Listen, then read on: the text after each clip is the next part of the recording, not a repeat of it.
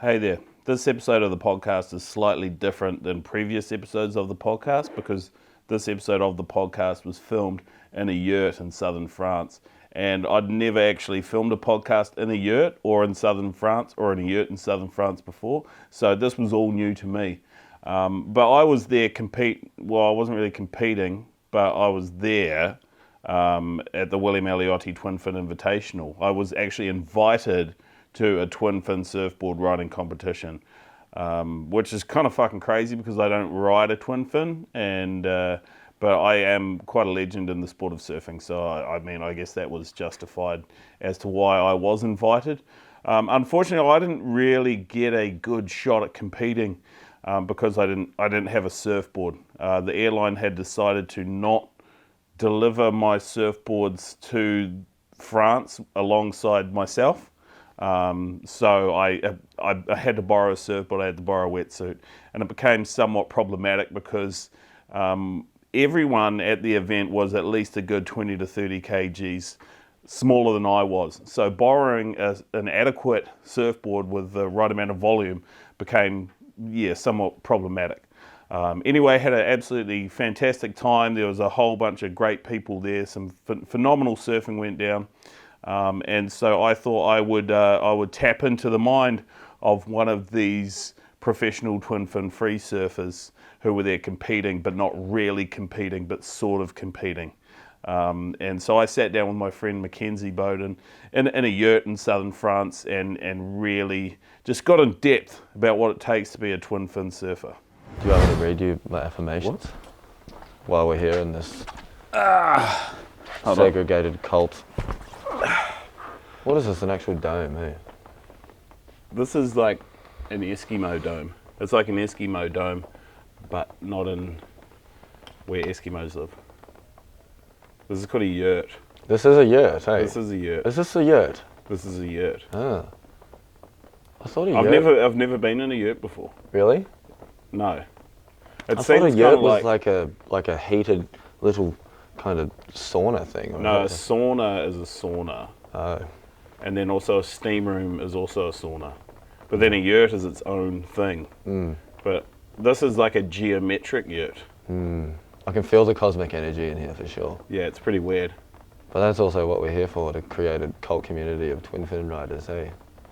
That's what I thought. I think that's what we all thought when we first got here. When we were all summoned to... Is it summonsed or summoned? I think it's summonsed. I'm not really good at English. No, I know. But I think it's summonsed. Summons. Really? When we came here. Yeah. When I first got here to this place, I thought William Aliotti was trying to create a cult. Yeah. And when I asked him that, he got a little bit cagey. Oh, he did. He did. He was like, oh, what do you mean? I do know what is a cult. I did not bring you out into this forest of just cult-related It looks like where you would have a cult. Yeah. Like everything about it just screams, cult. This is where cults. Yeah. This is where cult people live. That's where it feels like that. Look at us. Look at this. Like sage you out and like clear you all of your demons that you've accumulated over the past. How old are you? We don't talk about that. All right. Age isn't really relevant here where we are. No, that's right. We're just eternal beings living within Avatar, like just endless, just a little bit of consciousness. Yeah. Keppa. Yeah. Keppa slept in here. Keppa did sleep in here. This was Keppa's yurt, who is pretty much that intergalactic human. He is quite a ethereal being. Yes. It's like he just floats around. You just know wherever he's going, like things are probably going to turn out pretty good. Yeah. Bit snaky though in the surf. He was a little bit snaky. Not like overly snaky, but just no. He wasn't even snaky. I think asserting dominance. Nah, it's not even that. I'm just a really slow paddler. Oh yeah. So I always feel like people are snaking me, but they're not actually snaking me. They're just paddling at a normal pace because I'm like paddle like a snail, like an escargot. Oh yeah. I'm the escargot of surfers. That's pretty just relevant. Very slow. It's pretty quintessential to the surroundings and the land that we're on too. Yes, in France. In France. In France. In but also, I haven't surfed for 2 months. And I feel like this whole time that I've been here, I've just been making up excuses every day. And I try to catch myself because it must be fucking punishing to hear me come up with all these shitty excuses time after time. And it's like an old record. Like I'm just saying the same thing over and over again. My boards haven't arrived, I'm too fat, I've got staph infection in my leg. And gout. And gout and whatever, syphilis or whatever. But there's... It wears thin. It wears thin, and I notice that when I see people's eyes glaze over when I'm talking to them and whinging for the 5th time a day about how my surfboards didn't turn up or whatever it is. Yeah. And so it's something that I've been working on while we've been here, and I've really been looking at inside myself to try and make myself a better person and to whinge about things less. Well, that's relevant to why we're here, because it's funny how we've all been brought here to realise those things. It's been constant sort of, back and forth of understanding, because we are in this cult community of twin fin riding surfers, and all of a sudden, I don't know, it's like a fight to who's going to be the cult leader. It could be you. It could be me. I just don't think I had the respect of really anyone here, to tell you the truth. True. Well, when I talk to people with that respect, like, Asher Pacey, Aussie right or wrong, and no, you're pretty up there. You're pretty influential in many other ways, but it's like I've been noticing that glaze as soon as like words come out of my mouth, and it's just like I don't want to string you on for too long, but I'm going to do it anyway because I'm insecure. People have been doing that to you too. I've noticed that. I've watched you interact with people around the cult site, and they just seem to like kind of switch off. At a point, they switch off because they're like, what's McKenzie actually saying? Like there's all these words that are coming out of your mouth, but it's not really forming any kind of thought or idea that has any value for anyone. No. But I've been doing the same thing, so I feel like we're in the same boat, and we kind of like we don't fit here, but at the same time we do. More so you than me, because like. I don't ride twin fins, basically ever, and that's all you swivel around on every day. But I force myself into that kind of scenario and scene. I mean, it looks nonchalant, but I do. It looks nice. Really fucking hard. And that's what I was going to ask you is that, well, because I told you I was going to ask you this question when we did this podcast, was at what point in your life, was there a moment where you're like, I'm going to give up on trying to be a professional surfer, or I'm going to give up on competing and start riding twin fins? Yes. Yeah. Yeah. There was a moment. Can you remember like the exact point, that pivotal moment in your life when you thought, hey, I'm just going to give up on everything and start riding twin fins? And sell my soul to align my chakras and enjoy the presence of the wave and dodge many lips, but then try and swerve in different areas. It was actually at HT's in the Mentor Wise on a Ruka trip, and the what do you call him, the twin fin guru himself, Asher Pacey. Oh, we're not recording. Oh, sweet. Probably should record it. Hey, at least we're warmed up. Oh, cool. Is that really? Yeah. Oh, epic. Is it not on?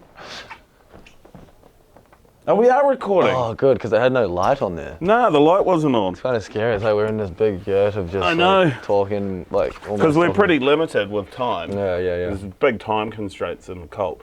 But sorry, continue with your story. Yeah, no, and I was, it was kind of in that like transition point of life where I had no idea what was going on in my life, and working at a bar on the Gold Coast and indulging in lots of, substance, which was crack. Alcohol. Crack. Oh, crack. Alcohol. No, yeah. Alcohol.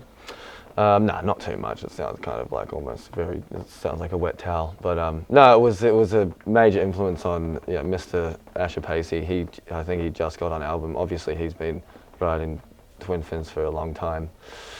And he just went out there, and I had a bunged up ankle, and I was surfing all different types of thruster surfboards that you ride. And I used to love that. High performance shortboards. Is that what that's what they're called? HPSB. Oh yeah.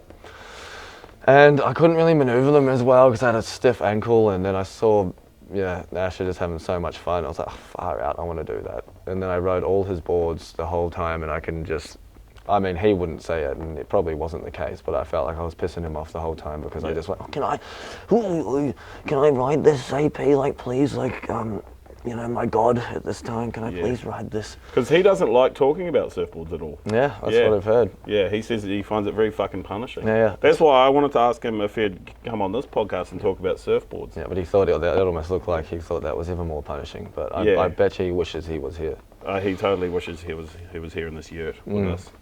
Dimensions and no, his favourite thing is leaderage, I think. Yeah, leaderage. Love talking about leaderage. Who doesn't? So that was the moment when you thought, hey, look, this is it. Yeah, this is it. I'm done. I'm just like I'm hanging up the leg rope and the tri-fin. Knocking a back fin out and getting swivelly. Yeah, and I got it was many dismounts and the also very crowded lineup that I was always surfing there in the Snapper Rocks, and lots of embarrassing moments trying to like pivot in different ways where I thought I could go right up and like completely go into the lip, but I couldn't really, Yes. And now I still don't do that, but lots of people that are actually here right now can do it. They can do that? Yeah, they can do that, but I haven't really sort of mastered that technique. Because you do surf those boards a little bit differently than a short board, than a thruster. You do have to. Yeah. And that's the fun of it. That's why it's you find yourself doing some different manoeuvres in some different parts of the wave. That felt really good to just be like, oh, I have to just go. You can go fast. Yeah. You can go fast. Feels good without that little speed bump. Yeah, a little bump of speed. Yeah.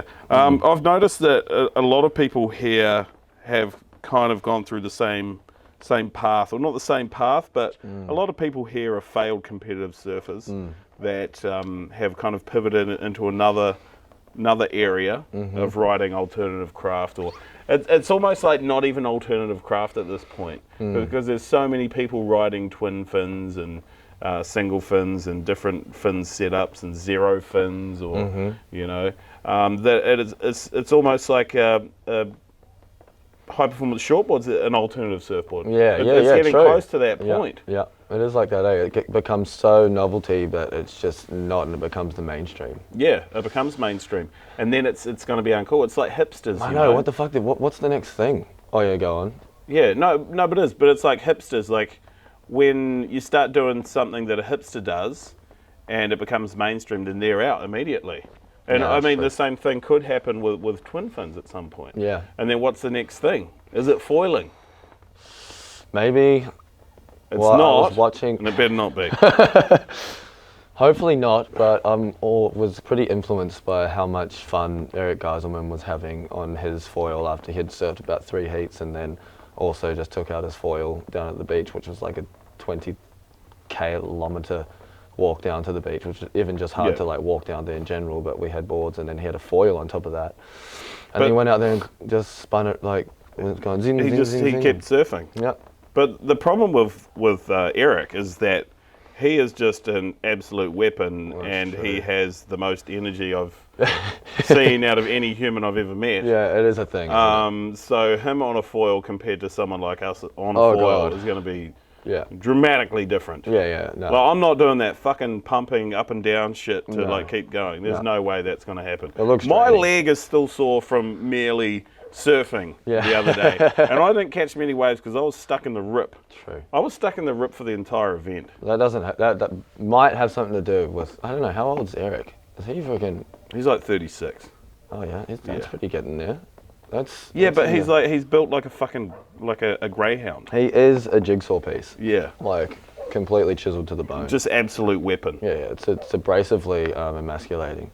Yeah, and I'm kind of like not a potato, but like kind of like if you got a potato and stretched it out a little bit more. Well, that's got some lenience to it. Yeah. You kind of just smashed a potato. That's kind of like my physique and how I feel most of the time. There's a bit of salt in there though, so it's delicious. Yeah. You are pretty delicious. Yeah, thank you. Even though it's weird. Yet. But I was really excited for this event because I wanted to surf a twin fin, and I wanted to surf my twin fin that I have because it is actually quite fun. Last time I surfed it, unfortunately, 8 months ago, I did sprain my MCL and couldn't surf for 3 months. But I actually had staff. Oh no, that was after. Well, no, that was after. But then I put a grip pad on my board so that I wouldn't go through that again. No, I was you all can't. prepared. Yeah, but that's not a twin fin anymore. I know you're not allowed to put tail pads on twin fins, but I did it because Well, you don't want to I'm not a flash your purist. whole I'm not a purist, and I like my ACLs and MCLs and like all my acronymized joints in my body, and I enjoy surfing. So I put a grip pad on my. I put a tail pad on my twin fin, which I know is blasphemous, but I did it, and I was all prepared. I re-waxed my board, had it all good, and then I got here and it didn't turn up at all. Yeah, there's just been a bit of a. It didn't turn up. Scenario with that whole. Yeah.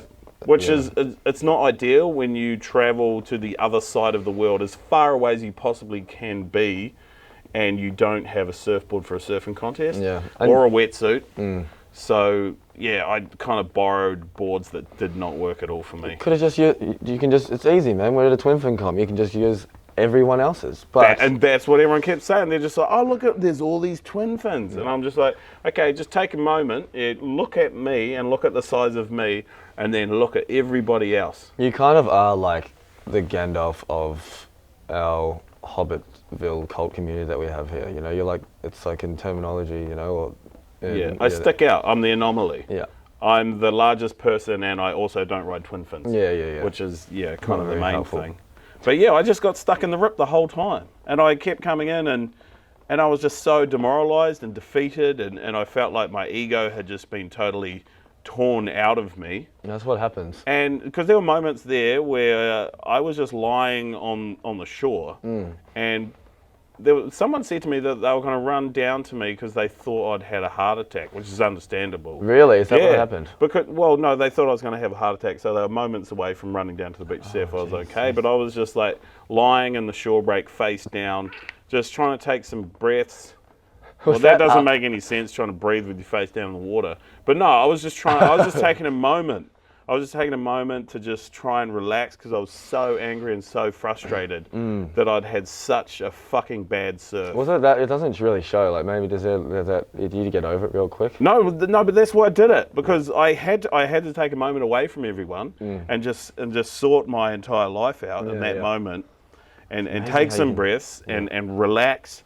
And just try and move on and just tell myself that it was okay because it's only surfing. It's just surfing. True. It's not that serious, but it's not that serious. But also, like, it's fucking frustrating when you can't even do it. Yeah, And it would be. And then I took my breaths and I walked back up the beach, and then everyone started looking at me all weird, like, why is he even here? No, You know, I got a lot of that. Like, it wasn't more so looks; it was more so people coming up and say, why are you even here? While looking directly in my eyes.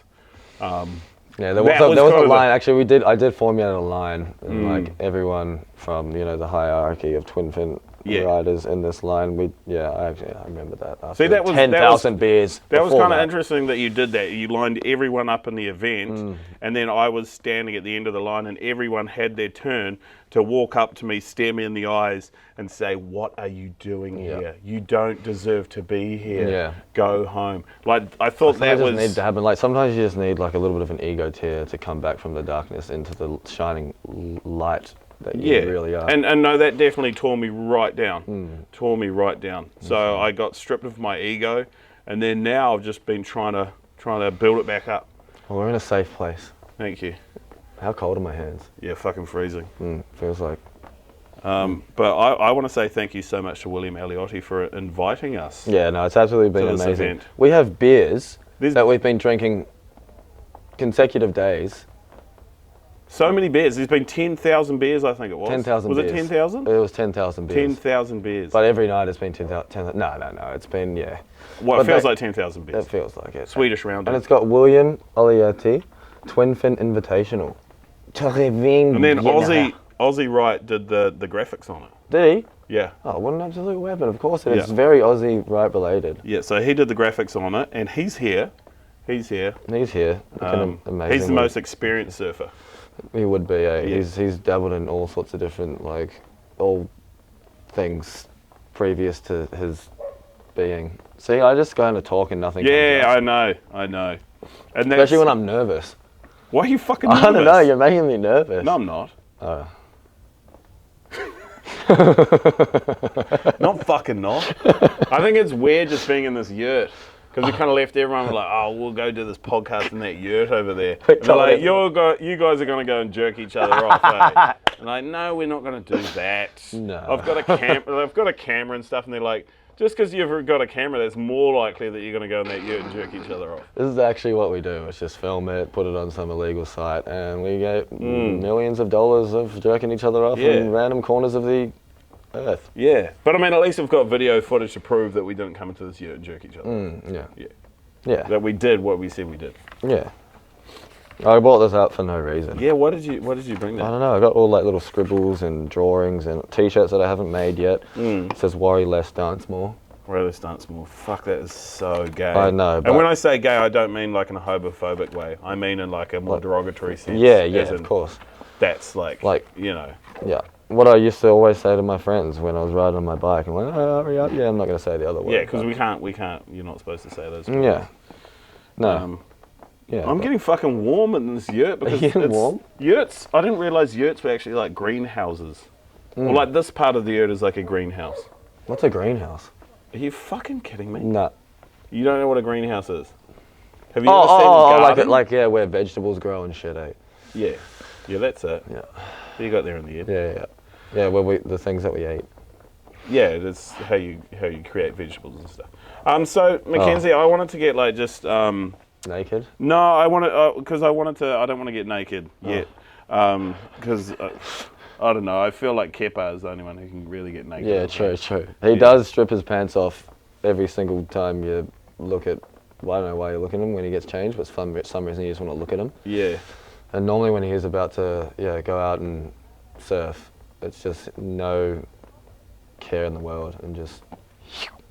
And it's been a beautiful sight. So much confidence, eh? And it was one of the things that I've really liked from this trip is people connecting with other people from other like parts of the world. Yeah. And one of the relationships or the connections that I've seen is like Asher Pacey and Kepa. Yeah. And not so much like they haven't really mingled at all. You know, I don't think they've had a conversation, but just to see the admiration that Asher has for Kepa, is actually been quite beautiful to see. The pure gratitude in Kepa's presence. Yeah, and the thing was for Asher was that he was just so impressed by Kepa's confidence and that Kepa would just strut around the contest site with no pants on. Yeah. And because it takes a lot of confidence to be half naked.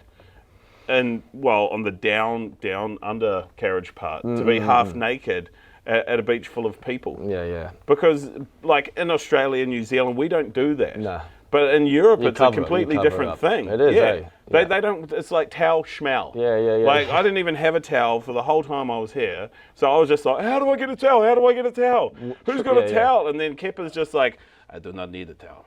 He didn't need a towel. I do not need no towel. He didn't need a towel. No, he would just like take off his pants, he'd just cruise around, like talk to someone, walk around, have another conversation, pet his dog, and then he'd just slowly put his wetsuit on. Yeah.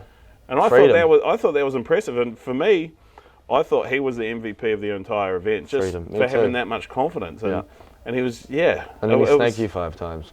No, he didn't snake me. I'm just a very slow paddler. Yeah, true. And that's something else that I found out about myself in this event, is that people aren't actually snaking me. No. I'm just very slow at paddling. Yeah, especially after 10,000 beers. Yeah, 10,000 beers. But yeah, it was just really cool actually to see Asher's admiration and finding himself another hero. It was, because normally people are probably just only doing that to him. You know, probably. And coming up to him in every car park that he's ever in and asking about his board dimensions. Yes, that would be extremely punishing. Yeah. And I think that's the thing with you swivelly guys with your twin fin setups and your asymmetrical surfboards and all that sort of shit, is that you guys have put yourselves in the position where you're getting fucking punished in every car park that you go to everywhere around the world now. Yeah, but I don't get that.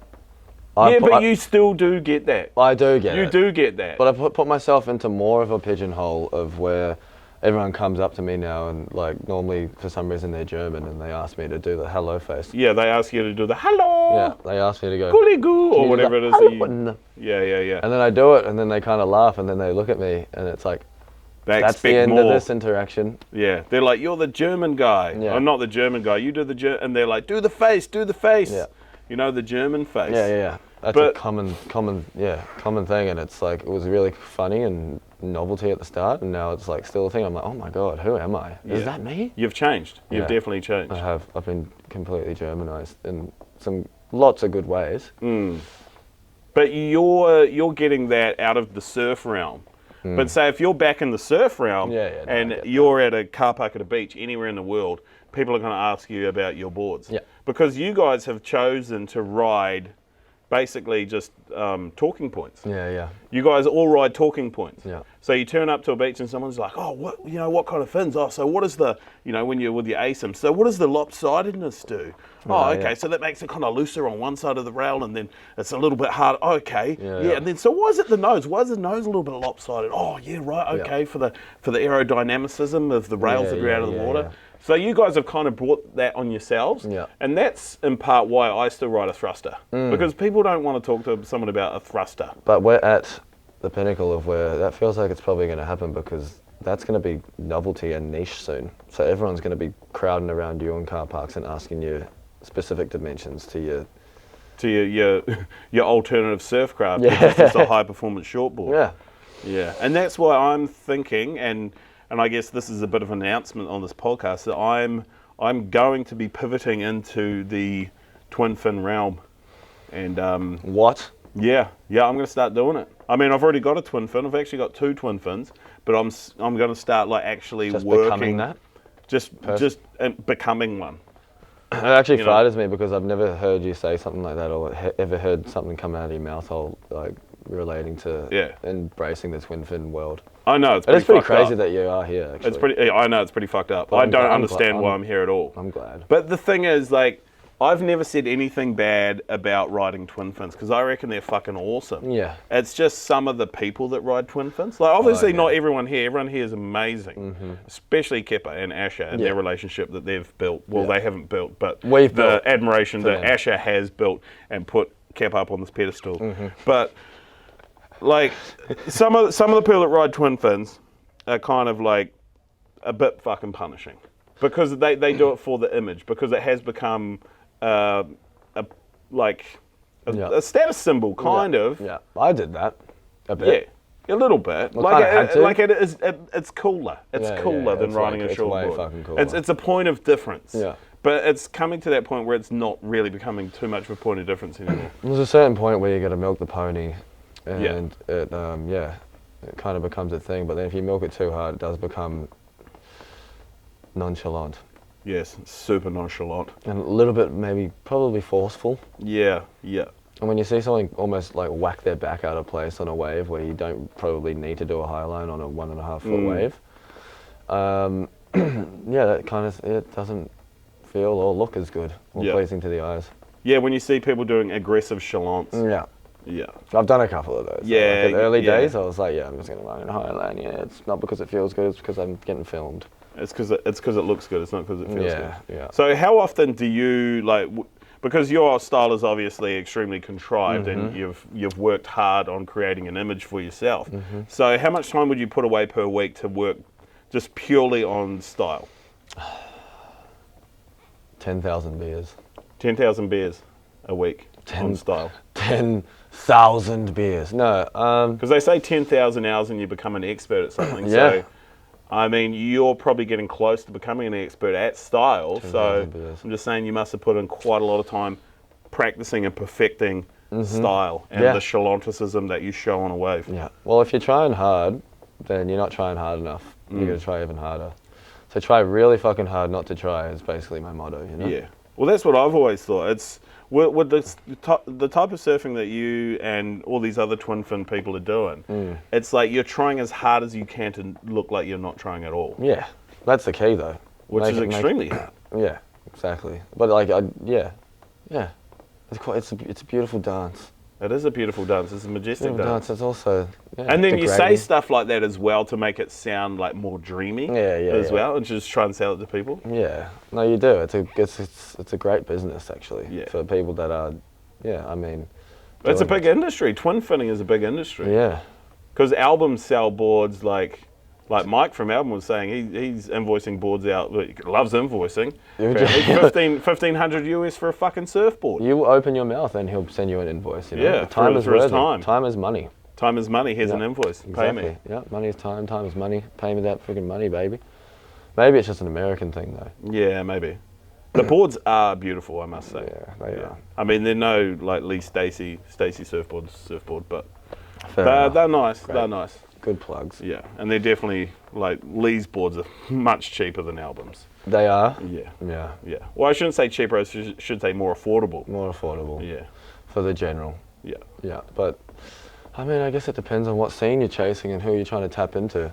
If you want the IT, AI creators that have a very large daddy's bank account and they've set up a business on their own and they don't actually have any idea what they're doing, and just make large amounts of money and go to Kelly Slater's wave pool, then those are the people that you can use words like,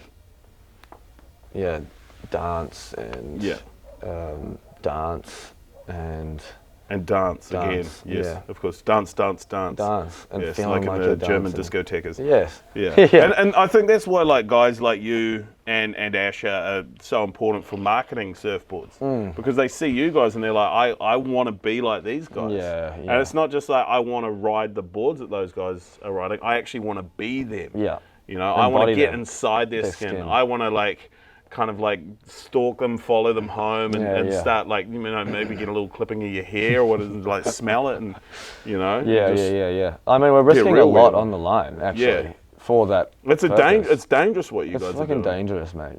Yeah. The amount of stardom that you guys have. Yeah, it's like the even keel of trying to like not slip off the back of your twin fin without a grip pad on. Yeah, that's dangerous. Like slash your kneecaps open or whatever, and then getting followed home by someone who wants to be in our skin. Like that's like what you're dealing with out here in this dangerous sport of twin fin riding and just general surf industry. Yeah, because I don't think a lot of people realise that surfing can be dangerous in the water and out of the water like that. Yeah.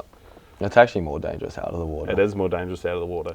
And then you come to things like that, like this, and you've got to socialise and drink 10,000 beers. I know, what?